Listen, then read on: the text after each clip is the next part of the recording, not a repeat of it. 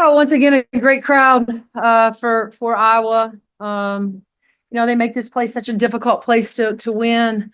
And we've been on the other end of this several times. So it feels really good today to be on the other side of it and get out of here with a win. Really proud of our guys, how hard they played. We kept the lead, we built the lead, we kept it, we lost, we didn't lose the lead, but they obviously came clawing back at us. I felt like we just made big play after big play after big play. Of course, Yarden had a special night, but she's a special player, as we know. But I thought all of them. I thought Sid Parrish, strip making the shot when we were only up 3 with a minute to go at the end of the shot clock. That was a huge play for us. I thought Shea, although didn't shoot the ball great tonight, was good defensively. So yeah, we're just happy to get out of here with a win. Really pleased with my group, how hard they played. So this is a difficult league, as you guys all know. And so I was going to be just fine. But tonight, we're happy to be getting back on that plane and headed back to Bloomington with a win. Let's go questions for Garzon. Mike.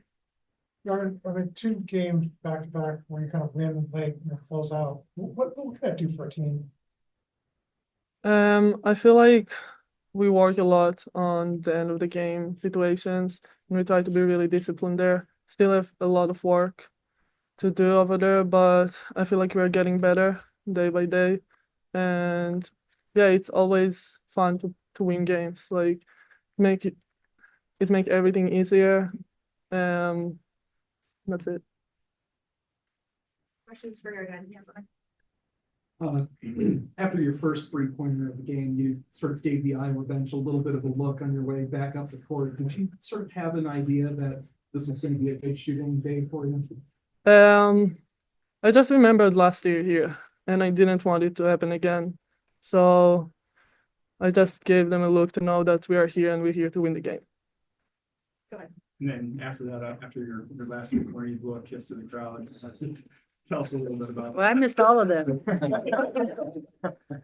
I don't know. It's something that I'm doing with friends, just like when you go out there and just have fun and hang out. So I felt it and just did it without thinking too much about it. Any more questions for Yarden? Yeah, Simon. Yeah, Yarden, speaking of last year, you talked about coming here last year, whether it was here or at Ohio State or whatever. It seemed like sometimes you kind of were rushed and struggled a bit on the road, but today you had it kind of under control. Just what do you feel like the difference is from last year to this year with you when it comes to playing in these tougher environments? I feel like we have a different team this year. Everything's changed. Our playing style changed, our spirit changed. Like our culture is the same, that we come into every game and we want to win the game, to be the toughest team. And I feel like every time we on the road, we are trying to bring it with us. If we do that or not, it's a different question, but we are trying and we definitely want to do it every time when we are on the road. All right, we'll excuse Yarden. Thank you. Michael and Jack. Hey, Teri, similar question I asked Yarden, can they close out both the Northwestern and this one kind of late game situations? What can that do for a team kind of confidence wise from 2 close games back to back? I think it gives our kids great confidence. But as I said to our staff, Mike, I was disappointed. We have to be so much better in late game scenarios, situations as a staff. And I thought today we failed them with that. I didn't think we were, we have to be on point with what the strategy is in those moments and in where the ball needs to be and whose hands it needs to be in. And so forth. And so I think we were all a little bit caught off guard that they didn't foul us, and put us at the free throw line. And again, I mean, everybody has different strategies, right? And so, and we got to be better, but I got to be better. Our staff has to be better in order to help those kids. But I think for them, with the outcome, they're probably thinking about the end of the game. They're probably just thinking about getting out of here with a win. You guys forced Iowa to shoot its lowest percentage from the floor since 2019. Whether the shots were falling or not on the offensive end, it seemed like the defensive effort was always there. How important is it to have that defensive effort in an environment like this one? Well, we knew that's every night in the Big Ten. You have to have a tremendous defensive effort. And,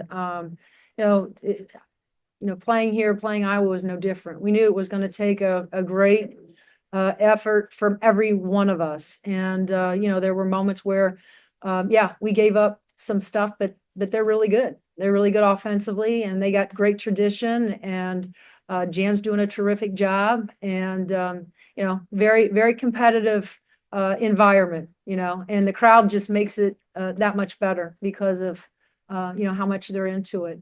But, part of our strategy was to try to keep the crowd as quiet as we could today. And we did, and then we didn't at times. You always, I'm still, our bugaboo right now is the rebounding. This is I think the fourth game that we've gotten out rebounding. And so we gotta fix that. Question front row to your left. Early in the game, there was the technical foul on the Fulter, and we didn't. What was the explanation you got? I mean, They didn't even give me an explanation. What was your point?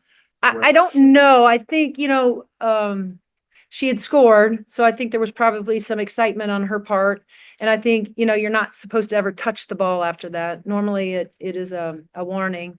But I don't know if they felt it was excessive. I kind of missed it. And so, but they didn't really give me an explanation. I'm sure you'd have to ask Jan that. Second row to your left. So, Meister went out with 3 fouls early in the second half, and Meister had a pretty productive first half. But it looks like you got a +11 out of Strickland. Yeah. Did you have a whole lot of confidence in her getting into that role? Is that something dependent on her? We do. Yeah. I mean, she was a great, as Shay was, such a great piece for us to get, out of the portal. She's been steady, defensively. They have different frames, right? So, they guard differently in the fact that, they both guard hard, but Lily's not near as, doesn't have the girth, I guess, that Strip has. And so, it's and then, offensively a little bit different, but they can both stretch it out, even though you didn't see him do that tonight. Strip has hit some big time shots for us. She was perfect at Penn State, but not just the one tonight at the end of the shot clock, the one in the first half, on the baby baseline there, that was a big shot for us as well. And so she's been dependable, and we're so grateful that, she chose to come here and spend her last year with us.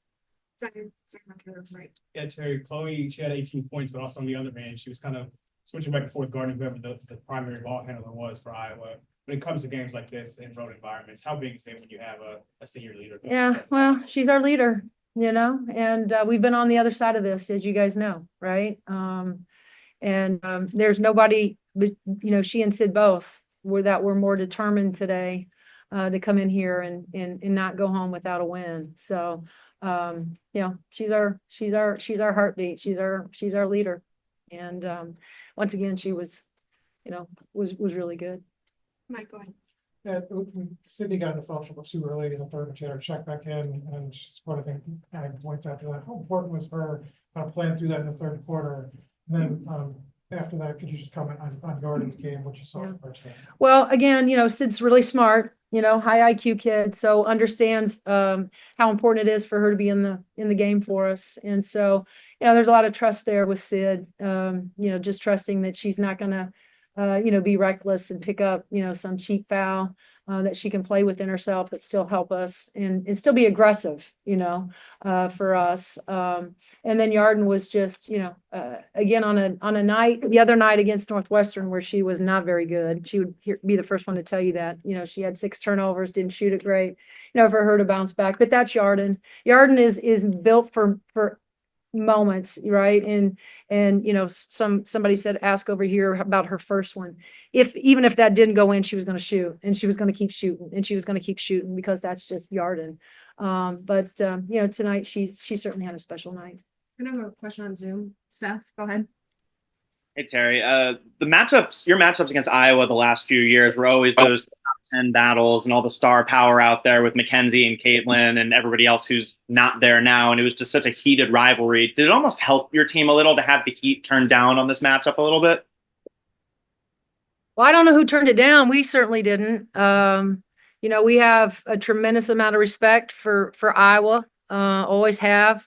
Even though, you know, Lisa's no longer here, we have a tremendous amount of respect. You know, Jan is, you know, was on her left side for a lot of years. And so this is an excellent program that's been left in excellent hands. And so, you know, we didn't approach it any different. We really didn't. It was, we're going to go into a place where the crowd's going to be into it. They're going to be terrific. And our job is to go in there and try to keep them as quiet as we could. And so, yeah, I don't know who said that, but that was never a conversation in our locker room.